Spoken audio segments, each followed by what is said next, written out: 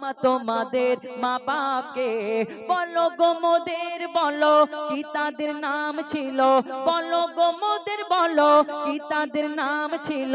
মোদের দাদা দাদি নানা নানি আছে কোথায় প্রশ্ন শুনে আদম হাওয়া হলো অবাক গো হাবিল কাবিলকে তারা কি দেবে জবাব গো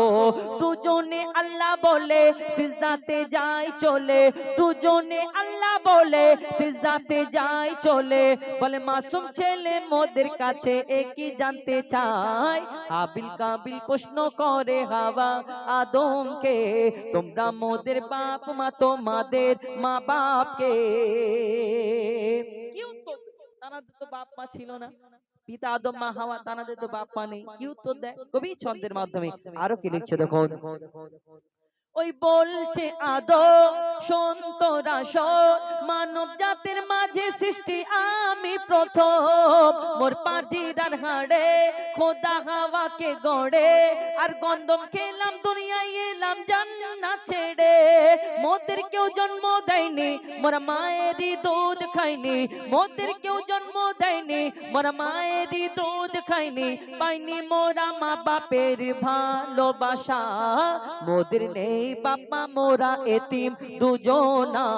মা বাপ কি মোদের জানা হলো না দুজনে এতিম মিসকিন নেই মোদের মা বাপের ঋণ দুজনে এতিম মিসকিন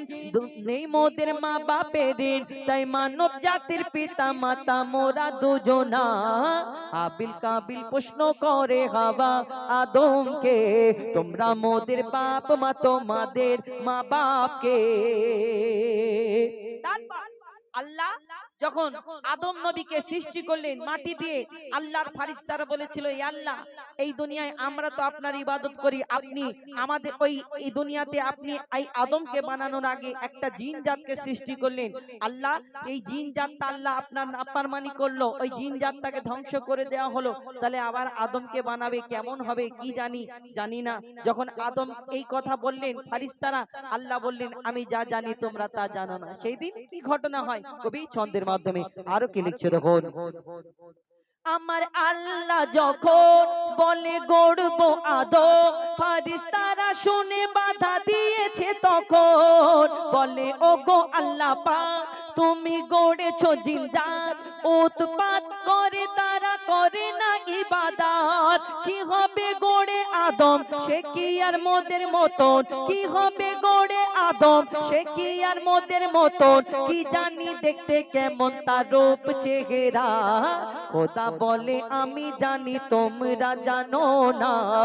আদম সৃষ্টি করা আমার আসল বাসনা